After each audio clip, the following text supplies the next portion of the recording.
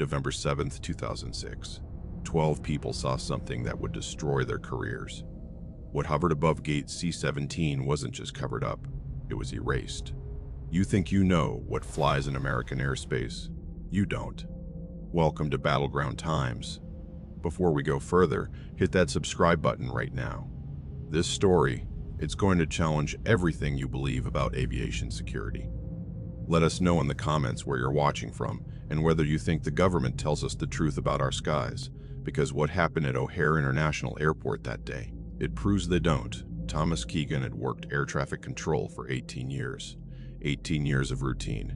18 years of knowing exactly what belonged in the sky and what didn't. November 7th started like any other Tuesday. Cold, gray, miserable Midwest winter pressing down on Chicago. The kind of day where thick clouds sat low and pilots flew on instruments alone. Keegan was transitioning the tower to night crew when the call came in. 15:47 hours. The voice on the radio sounded uncertain, hesitant. Like the speaker knew what he was about to say sounded insane. Tower, this is United Ground Crew Alpha 7. We have a visual situation at gate C-17. Keegan grabbed the radio without thinking. His response was automatic. Professional. Alpha 7. Clarify visual situation. The pause that followed lasted maybe 2 seconds. But Keegan heard something in that silence. Fear. Confusion. The kind of pause that happens when reality stops making sense. Then the ground crew member spoke again. Tower. There's an object. Metallic. Disc-shaped. Hovering approximately 600 feet above the terminal. 600 feet. Right in controlled airspace. Right above one of the busiest airports in the world. Keegan's first thought was simple. Drone. Had to be some idiot with a hobby drone who didn't understand federal airspace restrictions. He'd dealt with this before it happened. People were stupid. But then the ground crew continued describing what they were seeing, and Keegan felt something cold settle in his chest. Tower, it's not moving. Completely stationary. And it's big. Diameter maybe 20 to 30 feet. Dark gray, almost charcoal. No visible propulsion. No sound. No sound. That detail stuck like a splinter in Keegan's mind. Everything that flies makes noise. Jets scream. Helicopters chop the air. Even gliders whisper as they displace atmosphere. But this thing, nothing. Complete silence from 600 feet up. Keegan looked over at Elena Brooks, senior controller, 14 years in the tower. She was already pulling up radar data, her fingers moving across the keyboard with the kind of speed that came from years of practice. Elena had seen everything. Military jets, experimental aircraft, weather balloons. That one time a flock of geese caused a false alarm that shut down 2 runways, but the expression on her face as she stared at her monitor told Keegan this was different. Thomas, she said quietly, her eyes never leaving the screen. You need to see this. The radar showed something. Not nothing. Something, but it wasn't displaying like any aircraft Elena had ever tracked. The return signal was there. A faint blip hovering exactly where the ground crew reported. But it was intermittent, flickering, like the object was phasing in and out of radar detection. Or like the object was phasing in and out of radar detection. Or like the radar itself couldn't decide what it was looking at. Run diagnostics, Keegan ordered. Could be equipment malfunction. Elena was already on it. Her hands moved across multiple screens. Running now. But Thomas, I've got 6 other screens showing the same thing. If this is a malfunction, it's synchronized across our entire system. By 15:52, 3 more ground crew members had called it in. Then 2 gate agents, then a pilot preparing for departure. All of them describing the same thing. A dark, metallic disc. Perfectly stationary. No sound. No visible means of staying airborne. Just hovering there, 600 feet up, directly above one of the most heavily monitored pieces of airspace on Earth. You know what the protocol is when you spot an unidentified object in controlled airspace? You report it, you track it, you identify it, you establish communication if possible, you follow the book. Keegan had followed the book for 18 years. But the book didn't have a chapter for this. "Contact approach control," Keegan said to another controller. "Find out if they're showing this on their scopes." The response came back within 90 seconds. Approach control confirmed the target. Same intermittent return, same position, no flight plan, no transponder signal, no radio contact, nothing that indicated this was a registered aircraft following FAA regulations. Elena leaned back in her chair. Her voice was carefully neutral. "Professional. We should ground departures from C concourse." Keegan knew she was right. Unknown object in active airspace meant you shut it down. You don't take chances with passenger safety. But he also knew what grounding even one concourse would mean. Delays, cancellations, tens of thousands of dollars in losses. And all for what? An object that wasn't moving, wasn't threatening anyone, was just there. "How many aircraft do we have staged at Seagates right now?" Keegan asked. 14, Elena replied. 6 scheduled for departure in the next 20 minutes. Keegan made a decision he would question for years afterward. Monitor it. Keep all eyes on that position, but don't ground anything yet. It's not moving. It's not in any flight paths. And we don't even know what it is. At 15:58, a United pilot named Captain Morrison called the tower directly. His voice was calm, professional, but there was an edge to it. The kind of tension that comes when someone with 26 years of flying experience sees something that shouldn't exist. "Tower, this is United 446. Can you confirm we're cleared for pushback with that object hovering off our 1 o'clock? United 446. Maintain position. We're evaluating the situation." "Tower, I've been flying for 26 years. I've never seen anything like this. My first officer and I both have visual confirmation. Whatever that is, it's not a helicopter, it's not a balloon, and it's definitely not a plane. What are we dealing with here?" That was the question, wasn't it? What were they dealing with? Keegan looked around the tower. Every controller was now focused on this one situation. Some watching radar screens, others with binoculars trained on the position above gate C-17, others monitoring radio traffic to see if any aircraft were reporting similar sightings. And then Mark Delaney walked in. Delaney was a civilian aviation security analyst who consulted for the FAA on irregular airspace incidents. He was based out of a regional office, but happened to be at O'Hare that day for an unrelated safety audit. Keegan had worked with him twice before. Delaney was thorough, skeptical, and he didn't buy easy explanations. "Thomas, what's the situation?" Delaney asked, approaching Keegan's station. Keegan briefed him in under a minute. Delaney listened without interruption. Then he walked over to Elena's radar station and studied the intermittent return for a solid 30 seconds before speaking. "That's not equipment failure," he said flatly. "The return pattern is too consistent.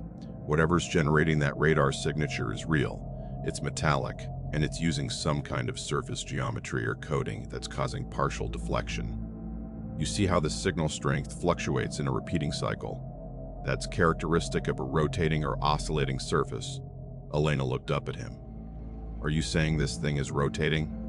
"I'm saying the radar signature suggests it, but there's no visual confirmation of rotation, correct?" "Correct," Keegan confirmed. "All ground reports say it's completely stationary." Delaney frowned. "Then you've got something with internal movement generating that radar pattern. Or you've got something that's beyond current aviation technology in terms of stealth characteristics. Either way, this isn't a civilian aircraft." At 16:04, the situation changed. A ramper working the tarmac directly beneath the object called in. His voice was shaking. "Tower, this is Ground Services Unit 4. The object just emitted a light. Brief flash, maybe 2 seconds. Bright white. Almost like a camera flash, but sustained. Did it move?" Keegan demanded. "Negative. Still completely stationary. But boss, I'm standing right under this thing. It's completely silent. I'm talking dead silent. At 600 feet, I should hear something. Engines, rotors, air displacement, anything. There's nothing. You know what sound means? Sound means conventional propulsion. Jets make noise. Sound means conventional propulsion. Jets make noise, helicopters make noise, even gliders make noise as they displace air. Silence means something else entirely. Silence means technology that doesn't fit into any category the FAA had procedures for. Keegan picked up the red phone, the direct line to the FAA Regional Operations Center. He'd never had to use it for anything like this. When the duty officer answered, Keegan kept his voice steady and professional. "This is O'Hare Tower Supervisor, Keegan. We have an unidentified aerial object in controlled airspace at 600 feet AGL, positioned directly above Terminal 1, Gate C-17. Multiple ground and aircrew visual confirmations. Radar contact intermittent but confirmed. Object is stationary. Disc caped. Estimated 20 to 30 feet diameter. Metallic. No visible propulsion. No sound signature. No transponder. No radio contact. Requesting guidance." The pause on the other end lasted about 5 seconds too long. "Confirm you said disc-shaped and no propulsion signature," the duty officer asked. "Confirmed.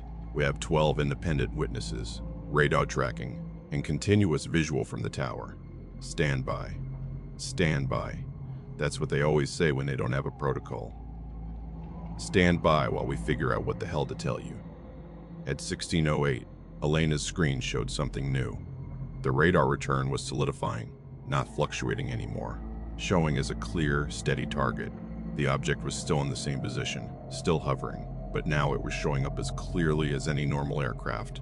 "Thomas," Elena said quietly, "I don't like this. It's like, it wants us to see it now." Before Keegan could respond, every phone in the tower started ringing at once. Gate agents, ground crews, pilots, all reporting the same thing. The object was now more visible. The cloud ceiling had broken slightly, allowing more ambient light, and the disk was catching it. Witnesses on the ground were describing it as having a smooth, seamless surface. No rivets, no seams, no markings of any kind. At 16:11, the object moved, not horizontally, vertically. Every controller in the tower watched it happen. The disk, which had been perfectly stationary for over 20 minutes, suddenly shot straight up. Not gradually, not in a controlled climb. It accelerated vertically at a speed that made Elena gasp out loud. "Jesus Christ," someone whispered. The disk punched through the cloud layer at what Delaney would later calculate, based on witness timings, was approximately 2,800 feet per second. For reference, that's faster than a rifle bullet. The object went from stationary to hypersonic in less than a heartbeat, leaving absolutely no sound signature, no sonic boom, nothing, and it left something behind. Tower, Ground Services Unit 4. You need to see this. There's a hole in the clouds. Keegan grabbed binoculars and looked up. The ramper was right. Where the object had punched through the cloud ceiling, there was a perfectly circular opening. Clean edges. You could see blue sky through it. The surrounding clouds weren't dispersing into the opening naturally like they should. The hole just sat there, defined, distinct, as if something had physically cut through the cloud layer, and the clouds themselves didn't know how to fill the gap. That hole would remain visible for approximately 14 minutes before natural air currents finally dispersed it. 14 minutes of photographic evidence that something extraordinary had just happened over O'Hare International Airport. Several witnesses took pictures. Some of those pictures would later surface online. Others would mysteriously disappear from phones and cameras. At 16:17, the red phone rang. Keegan answered it. "This is Colonel Aaron Whitfield, United States Air Force Liaison to the FAA. I'm calling regarding the incident at O'Hare at approximately 16:12. I need you to compile all documentation related to this event and secure it immediately. Do not distribute any information to media or unauthorized personnel. A formal investigation will be conducted. Do you understand?" Keegan's grip tightened on the phone. "Colonel, we have 12 witnesses. Radar tracking data. Photographic evidence of..." "I understand what you have, Mr. Keegan, which is why I'm telling you to secure it. This is now a matter of national security interest. You will receive further instructions within the hour. In the meantime, log the event as a weather phenomenon." Unusual cloud formation. That's your official position if anyone asks. Weather phenomenon, Keegan repeated. Colonel, we have radar track, Mr. Keegan. Whitfield's voice went cold. Are we going to have a problem? You know what that question really means? It means your career is on the line. It means you can cooperate and keep your job. Or you can push back and find out exactly how small one person is compared to the machinery of national security. No, sir, Keegan heard himself say. No problem. Good. Secure the documentation. Wait for further instructions. The line went dead. Keegan stood there for a moment, phone still in his hand, looking around the tower. Every person in that room had just witnessed something that didn't fit into any official category. Something that moved with technology decades beyond anything publicly acknowledged. Something that had casually violated controlled airspace above one of the world's busiest airports and then departed at impossible speed. And they were being told to call it weather. Elena was watching him. So was Delaney. So were the other controllers. They all knew what that phone call meant. They all understood that whatever they'd just seen, it was about to officially not have happened. What did they say? Elena asked. Though her expression suggested she already knew, Keegan set the phone down carefully.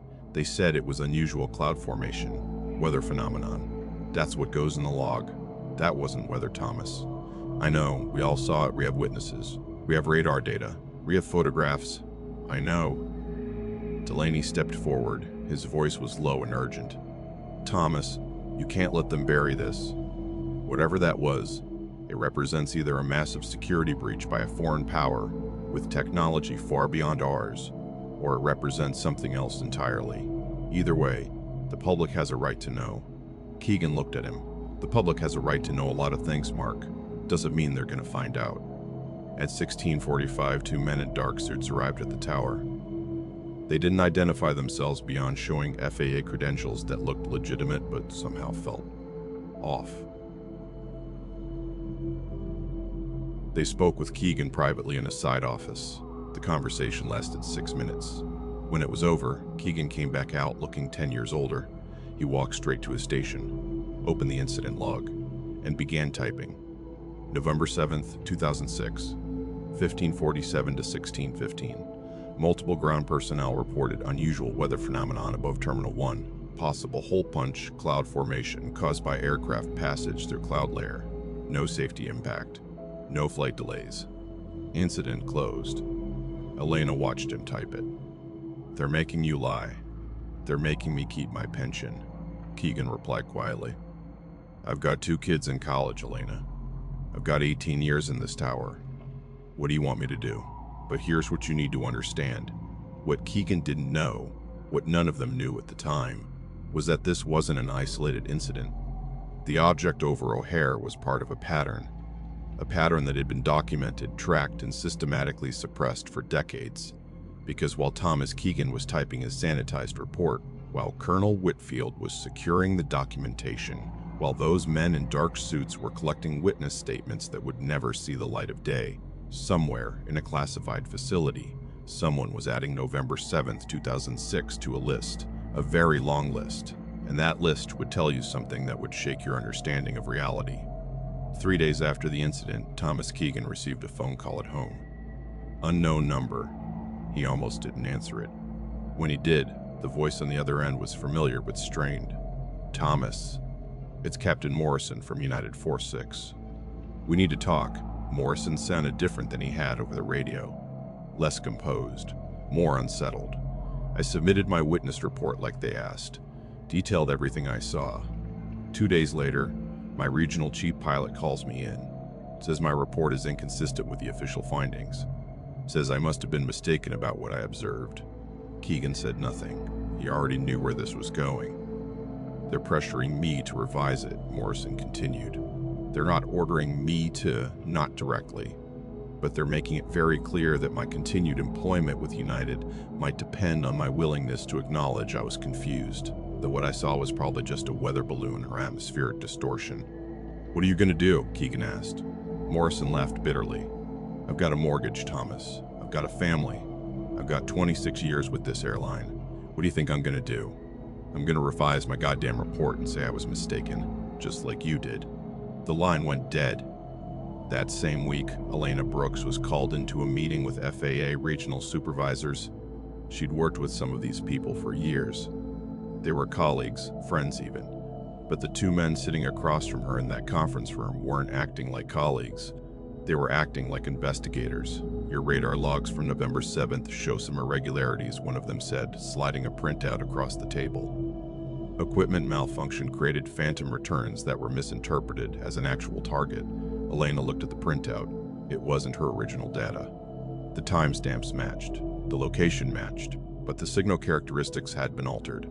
The clear, sustained target that had appeared after 1608 was gone, replaced with scattered, inconsistent returns that could easily be dismissed as equipment noise. "That's not what I recorded," Elena said carefully. "According to our technical analysis, this is what the system captured. Your memory of the event may have been influenced by the excitement and unusual circumstances. It happens. No one's questioning your professionalism or your capabilities as a controller. I know what I saw on that screen." The second man leaned forward. His expression was sympathetic but firm. "Elena, you're a valued member of this team. 14 years of exemplary service. We'd hate to see that record complicated by insistence on a narrative that doesn't align with the technical evidence. Sometimes, in high-pressure situations, our perceptions can be unreliable. There's no shame in acknowledging that. You see what they're doing? They're not threatening her directly. They're not saying change your story or you're fired. They're creating a situation where the only reasonable professional thing to do is doubt yourself, where standing by what you witnessed makes you look unstable, unreliable, potentially unfit for a job that requires split-second judgment." Elena looked at both men for a long moment. Then she looked down at the falsified data. "I understand," she said quietly. "I must have been mistaken about what I saw." But that night, before she left the facility, Elena did something that would prove crucial years later. She copied her original radar logs onto a personal drive. All of them. Every single screen capture.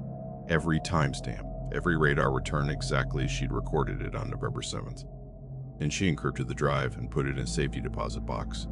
Because Elena Brooks might have been pressured into public compliance, but she wasn't going to let them erase the truth entirely. Mark Delaney took a different approach. As a civilian contractor, he wasn't subject to the same institutional pressures as FAA employees. When he was contacted and asked to amend his technical assessment of the radar data, he refused. "I'm not signing off on falsified analysis," he told them flatly. "The radar signatures I examined were consistent with a physical object exhibiting flight characteristics beyond any known aircraft, not equipment malfunction. If you want me to say otherwise, you'll need to provide technical justification that makes sense." They tried the reasonable approach first. "Mark, you're a respected analyst. Your opinion carries weight. But you have to understand, this incident has generated significant public interest and media speculation. We need to present a unified, rational explanation. Whether phenomenon makes sense, it's scientifically plausible. It closes the case without creating unnecessary panic." "It's also untrue," Delaney replied, "and I'm not in the business of lying for the FAA's public relations benefit." The tone shifted. "Your contract comes up for renewal in 4 months. It would be unfortunate if questions about your judgment and reliability affected that renewal." Delaney smiled coldly. "Are you threatening my livelihood because I won't falsify a technical report? We're explaining the reality of the situation. Then let me explain my reality. I document everything. Every conversation. Every piece of evidence. Every attempt to influence my professional conclusions. If my contract isn't renewed, and if I can demonstrate it's because I refuse to participate in a cover-up of a legitimate aviation safety incident, I will make that documentation very public. So you need to ask yourselves a question. Is burying this incident worth the media firestorm that comes when a respected aviation analyst goes public about being punished for telling the truth?" They renewed his contract, but Delaney never received another assignment related to unusual airspace incidents. He was quietly sidelined, given routine technical reviews and standard safety audits. Nothing that mattered. Nothing that might put him in a position to contradict an official narrative again. The ground crew witnesses were handled differently. They weren't FAA employees with federal protections. They were airline workers. Union members, yes, but ultimately replaceable. Most of them were approached individually. Some were offered incentives to sign revised statements. Others faced subtle workplace consequences. Shifts changed. Positions reassigned. Nothing overt enough to file a grievance, but enough to make the message clear. One ramper, the one who'd been directly beneath the object and reported the flash of light, refused to change his account. His name was David Patterson. He'd worked United Ground Services for 11 years. He was a shop steward, respected by his crew, known for being detail-oriented and reliable.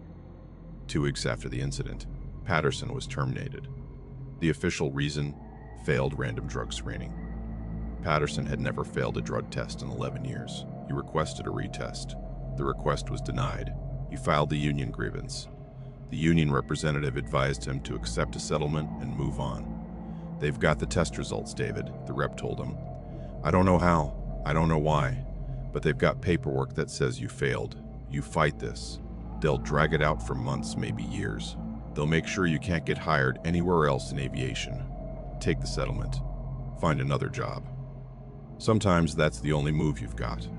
Patterson took the settlement, but he also kept copies of every piece of documentation related to November 7th, and he stayed in touch with the other witnesses, forming a quiet network of people who knew what they'd seen and refused to completely forget it.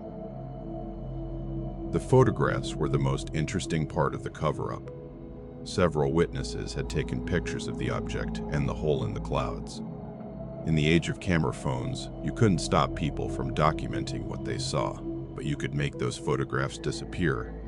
One gate agent, Lisa Hernandez, had taken 3 clear photos on her phone, sharp images of the disc hovering above the terminal. She showed them to coworkers, talked about posting them online. That night, her phone was stolen from her car. Nothing else was taken. Not her laptop in the back seat, not the cash in her center console, just her phone. And the backup on her computer, mysteriously corrupted. The photo files unrecoverable. Another witness, a pilot named James Chen, had taken pictures from the cockpit. He uploaded them to his personal cloud storage. The files uploaded successfully, but when he tried to access them the next day, they were gone, not deleted. There was no record in the trash folder, just gone, as if they'd never existed. His cloud service provider couldn't explain it. Technical glitch, they said. Very rare. Very unfortunate. But not all the photos disappeared. A few survived. Low-resolution images taken from a distance, showing enough to be intriguing, but not enough to be definitive. These photos would eventually make their way onto internet forums, conspiracy websites, UFO databases. They'd be analyzed, debated, declared authentic by some and hoaxes by others. The official FAA response came 3 months later in January 2007. A spokesperson released a statement. The FAA has investigated the November 7th incident at O'Hare Airport. Based on all available evidence, the reported sighting was determined to be a weather phenomenon. Specifically, a hole-punch cloud formation created by an aircraft ascending through the cloud layer. No FAA regulations were violated. No safety concerns were identified. The case is closed, weather phenomenon. That was the official answer. The explanation that went into the books, into the media reports, into the historical record. A hole-punch cloud. Move along, nothing to see here. But here's what the official statement didn't mention. Hole-punch clouds are created by specific atmospheric conditions and aircraft passage. They leave characteristic signatures. They have documented formation patterns.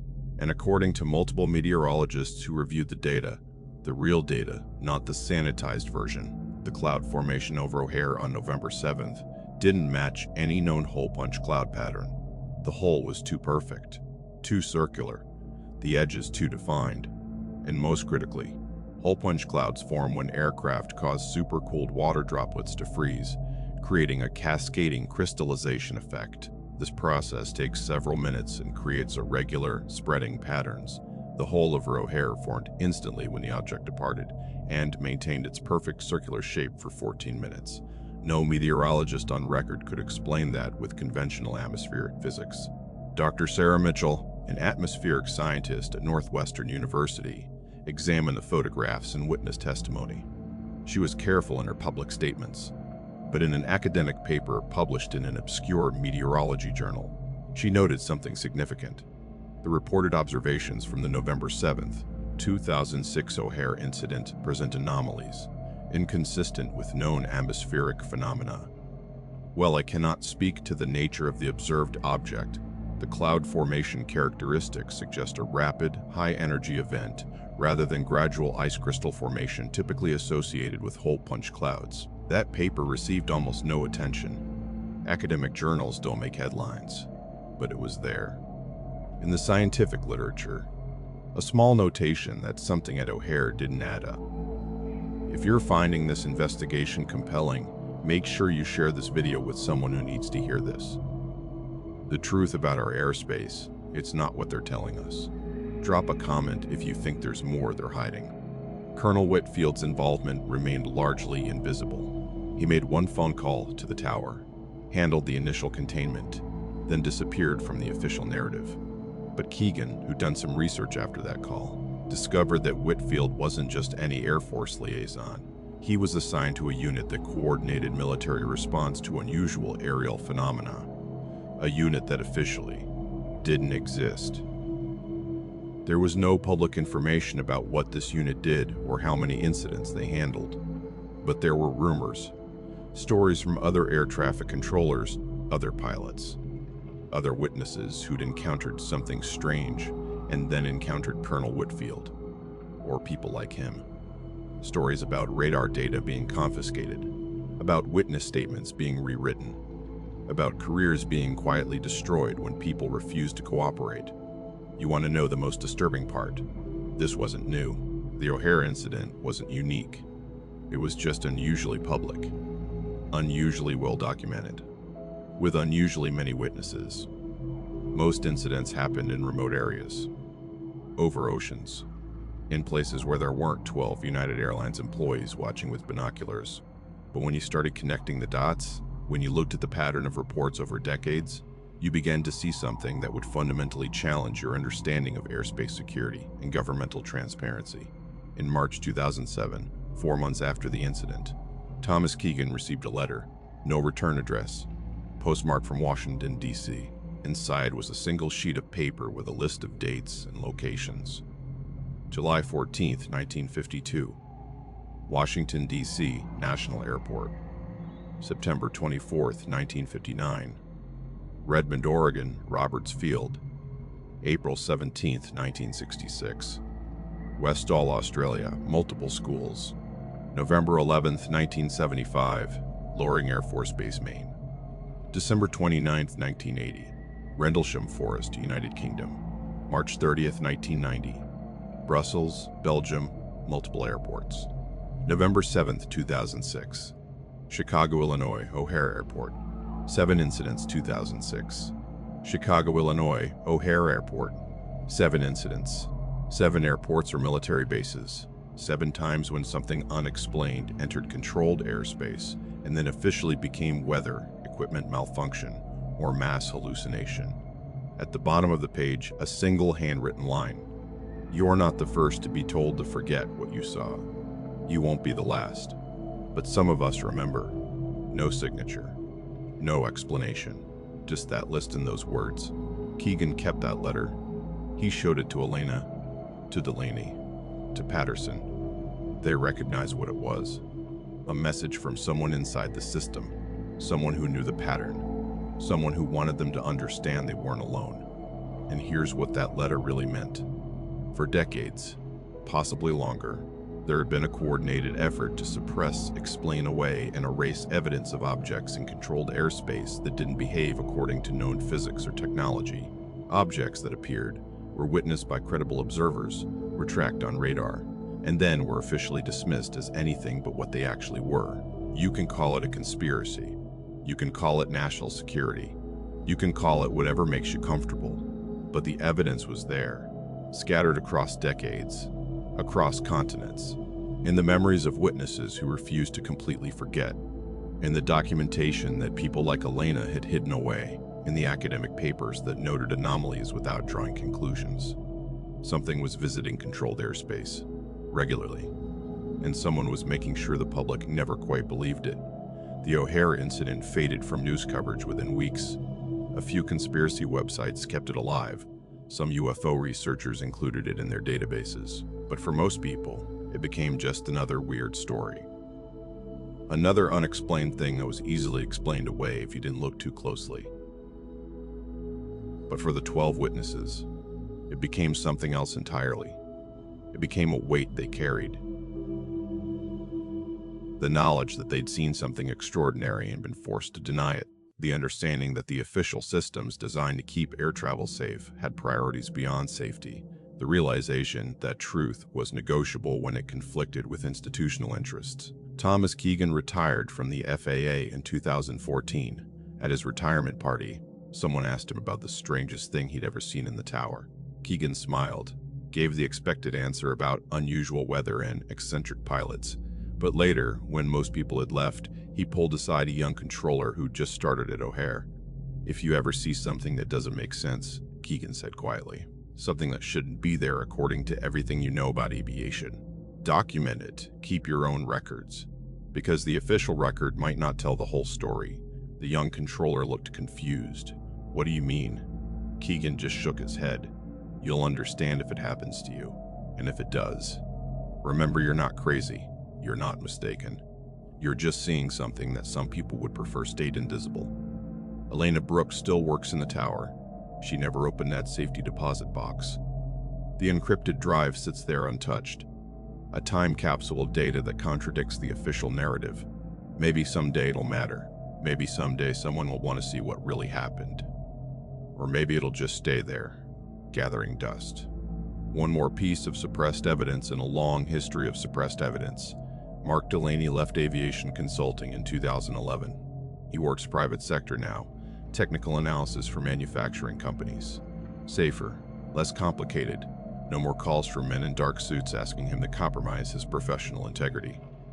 But he keeps copies of everything from November 7th, 2006, just in case. David Patterson works construction now. Better pay than airline ground services, actually. He doesn't talk about what he saw that day. Not anymore. People think you're crazy when you tell them you watched a disc-shaped object shoot through clouds at impossible speed and leave a perfect hole behind. Easier to just keep quiet, but he still has the documentation, still stays in touch with the other witnesses, still remembers exactly what he saw, regardless of what his terminated employment record says about his reliability. And what about Colonel Whitfield? He retired in 2012. Took a consulting position with a defense contractor. Comfortable pension. Nice office. Far removed from the business of managing unusual aerial incidents. He never spoke publicly about O'Hare or any other case he handled. Whatever he knows, whatever he's seen in his career, he's kept it locked away behind layers of classification and non-disclosure agreements. But here's the thing about secrets this big.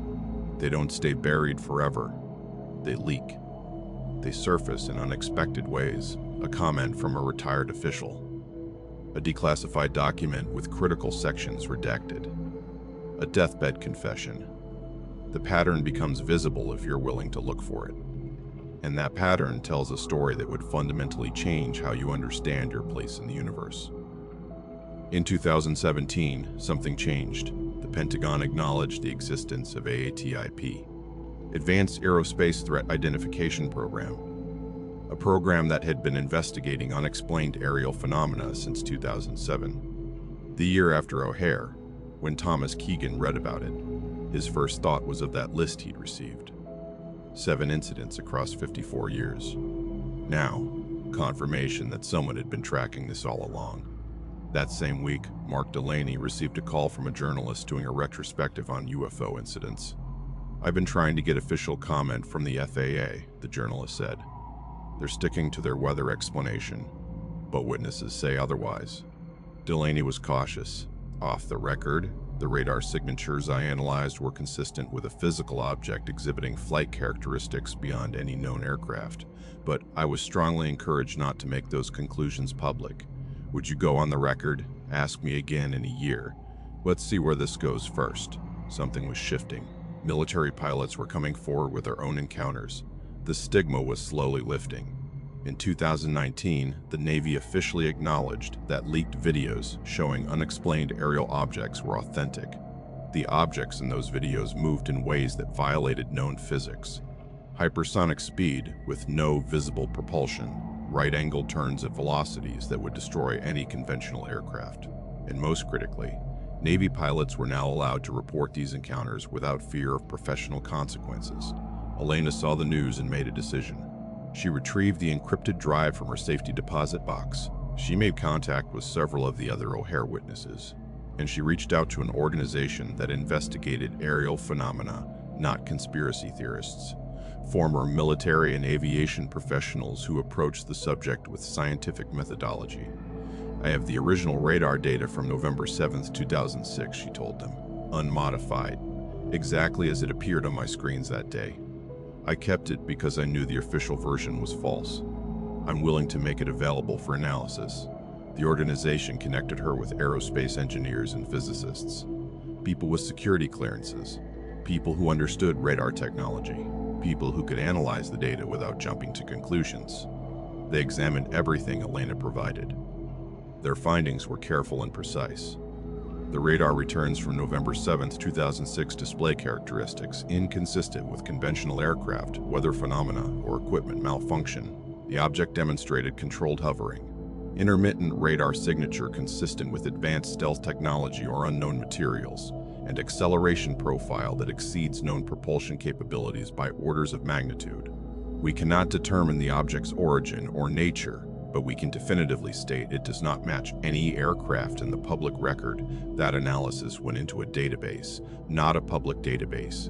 The organization was careful about maintaining credibility, but a database accessible to researchers, journalists, and government officials who were seriously investigating the phenomenon. The O'Hare incident, with its multiple credible witnesses and now available technical data, became one of the best documented cases in their files.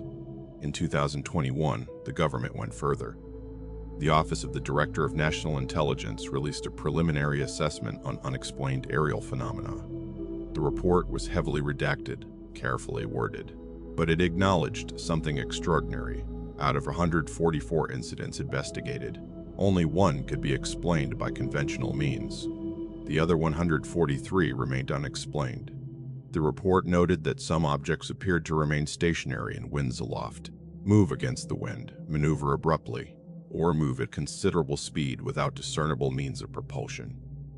That description matched what happened over O'Hare perfectly. Thomas Keegan was 73 years old when that report came out. He'd been retired for 7 years, but he read every word of it, and when he finished, he called the journalist who'd reached out to Delaney years earlier. "I'm ready to talk," Keegan said. "On the record. My name. My position.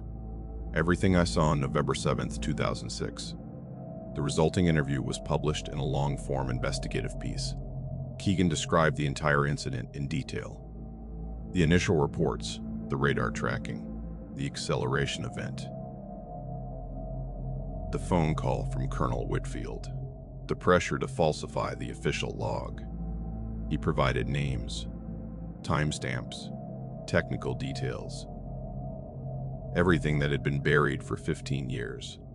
I was told to lie, Keegan stated plainly. I was told to call it weather when I knew it wasn't weather. I was told my career depended on accepting an explanation that contradicted the evidence, and I complied because I had a family to support and a retirement to protect. But that's not an excuse. I should have told the truth then. I'm telling it now.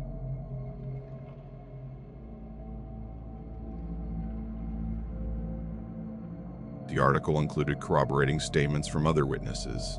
Elena went on record with her radar data. Patterson described what he saw from the tarmac. Captain Morrison, now retired from United, confirmed the pressure he'd received to revise his report. Even Delaney added his technical assessment, no longer off the record. The piece went viral. Not in the tabloid sense. It was published by a respected newspaper with a reputation for serious journalism, but it resonated. Here were credible professionals with technical expertise and documentation describing not just an unexplained incident, but a systematic cover-up of that incident. The FAA's response was predictable. The 2006 incident was thoroughly investigated. Our conclusions remain unchanged. Weather-related phenomenon. The response felt hollow. Too many witnesses, too much documentation, too much corroborating evidence. What the FAA didn't address was the cover-up itself. Keegan's pressured falsification, Elena's altered data, Patterson's termination, the systematic witness intimidation.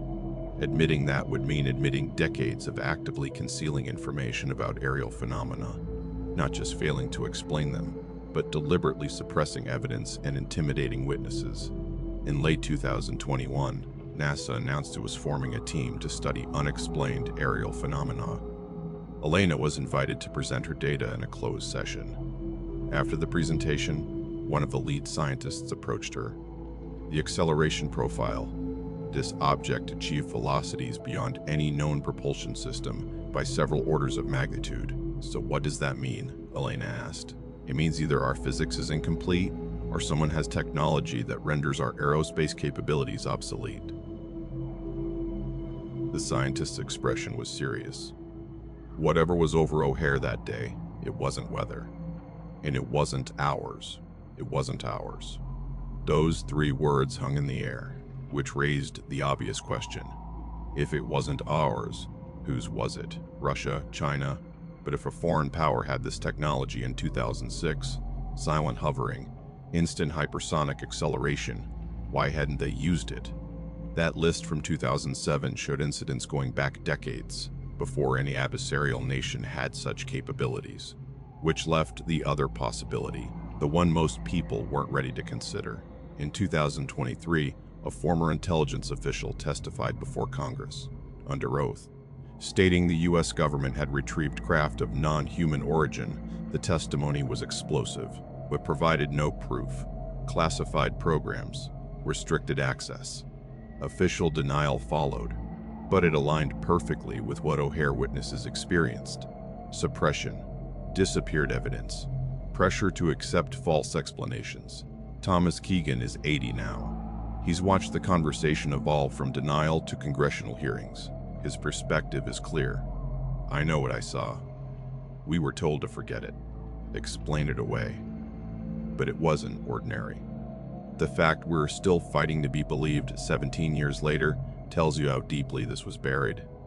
Elena Brooke still maintains her position. The data doesn't lie. The radar shows an object beyond known capabilities. The question isn't whether something extraordinary was there. It's why we're still pretending it wasn't. Mark Delaney remains analytical. If this represents actual technology, someone solved propulsion problems we're centuries away from solving. That's either the most significant classified program in history, or it's not human. Either way, the public deserves to know. David Patterson, the rapper who lost his job, hasn't forgotten. I stood underneath that thing. I heard the silence where sound should have been. You can take my job. Discredit my testimony. Call it whatever you want. But you can't make me unsee what I saw. We may never get full disclosure about O'Hare. Official records are sanitized, evidence suppressed or destroyed. But the witnesses remember. The data exists, preserved by people like Elena. The pattern is visible. The conversation has shifted from UFOs aren't real to what are these objects that clearly exist. That shift matters. The cover-up is failing. Slowly, incrementally, as more witnesses come forward, as more documentation surfaces, as the stigma lifts and professionals feel safer speaking truth. November 7th, 2006 was 17 years ago. The disc is gone, but its impact remains. In the memories of 12 witnesses who saw something that shouldn't exist, and encrypted data that contradicts the official story, and the conversation that finally makes it possible to speak without being dismissed as delusional. Whatever that object was, it left something cover-ups can't erase. Doubt about the official story, questions demanding answers, and witnesses who refuse to forget. The O'Hare incident isn't isolated. It's one piece of a larger puzzle. Military encounters over oceans, civilian sightings near airports, radar tracks that defy physics, decades of denial followed by grudging acknowledgement. A puzzle suggesting something profound about reality we're only beginning to understand. You can believe the official explanation. Weather, hole-punch clouds, mass misidentification by trained professionals who should know better, or you can listen to the witnesses. The controller with 18 years who knew what he saw. The pilot with 26 years who knew that wasn't any aircraft. The ramper who knew that silence violated everything about how things fly. The analyst who knew the radar signature represented something beyond conventional technology. Remember, these weren't confused amateurs. These were trained professionals who knew exactly what they were looking at, who understood aviation, who recognized anomalies, and whose observations were systematically suppressed. The pattern extends across decades, across continents. Thousands of witnesses who saw something that officially didn't happen. Military personnel at secure installations, airline crews over populated areas, air traffic controllers at major airports, all telling similar stories, all facing similar pressure to recant or stay silent.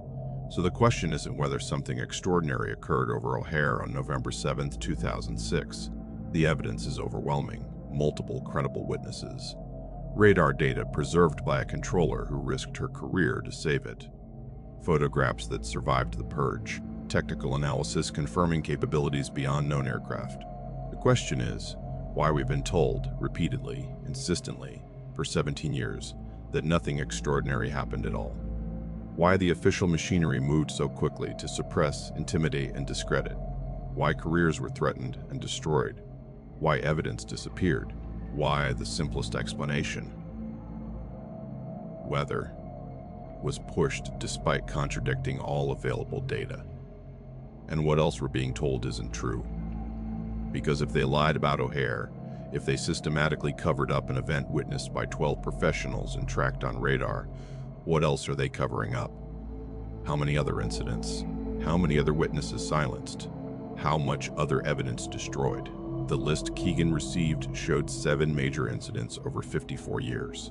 7 that someone inside the system thought were significant enough to document and share. But how many more weren't on that list? How many happened over remote areas with no witnesses? How many were successfully buried without anyone preserving evidence? The O'Hare incident survived because Elena kept the data. Because Patterson refused to completely forget. Because Delaney documented everything. Because enough witnesses stayed connected and eventually found the courage to speak publicly. But most incidents don't have that combination of factors. Most fade into obscurity. Dismissed. Forgotten. Erased. That's what makes O'Hare significant. Not just what happened, but that we know what happened despite every effort to bury it. It proves the system actively suppresses this information. It proves witnesses are intimidated. It proves evidence is altered and destroyed. It proves the official explanation can be completely false while being presented as unquestionable fact.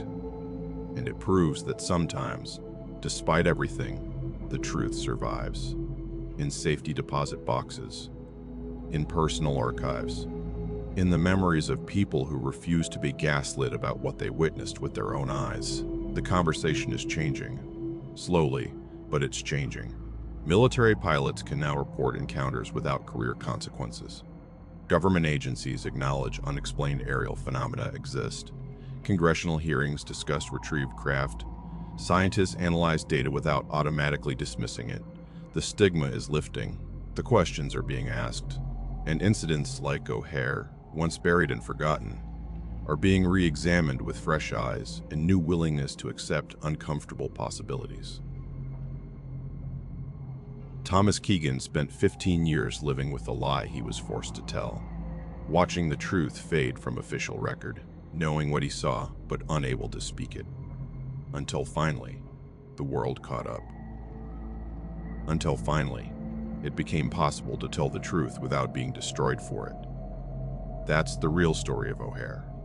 Not just the disk that hovered silently above Gate C-17. Not just the impossible acceleration through the clouds. Not just the perfect hole that shouldn't have formed that way. The real story is what happened after. how the system responded, how witnesses were handled, how truth was negotiated, suppressed, and eventually, partially, reclaimed. If you've stayed with us this far, you're part of something important. You're part of a community that refuses to accept easy lies when hard truths are available. Hit that subscribe button if you haven't already. Share this with someone who needs to hear it. Drop a comment telling us what you think really happened over O'Hare, and whether you believe we're being told the truth about what's in our skies, because here's what we know for certain. Something was over O'Hare on November 7th, 2006. Something that moved in ways our physics says shouldn't be possible. Something that 12 credible witnesses saw. Something that radar tracked. Something that left physical evidence in the form of that impossible cloud hole. And something that powerful people desperately wanted forgotten. They failed. The witnesses remembered. The evidence survived. And now you know the story they tried to erase. The question is, what are you going to do with that knowledge? Will you accept the official explanation and move on? Or will you look deeper? Ask questions, demand accountability, the choice is yours. But remember, they lied about O'Hare. They intimidated witnesses. They destroyed evidence. They falsified reports. And they did it all while telling the public everything was normal. Nothing to see here, just weather. If they lied about this, what else are they lying about? That's the question that should keep you up at night. That's the question Thomas Keegan lives with every day. That's the question Elena Brooks asks herself every time she looks at that safety deposit box. That's the question David Patterson carries as he works construction, knowing his career was destroyed for refusing to deny what he saw. The truth is out there, sometimes literally, sometimes hovering 600 feet above one of the busiest airports in the world, in complete silence, defying physics, witnessed by people who know exactly what they're looking at, and then erased, explained away, buried under official lies and institutional pressure, but not forgotten, never forgotten. The witnesses remember, and now, so do you. This is Battleground Times, where we dig into the stories they don't want you to know, the classified incidents, the covered-up encounters, the witnesses who refuse to stay silent. Subscribe, share, comment, and keep asking questions. Because the moment we stop asking questions, the moment we accept official explanations without evidence, that's the moment they win. Don't let them win. The sky above O'Hare on November 7th, 2006, it held something extraordinary, something that challenges everything we think we know about technology, physics, and our place in the universe. 12 people saw it. The evidence exists. The truth survived. And now it's your responsibility to decide what that means.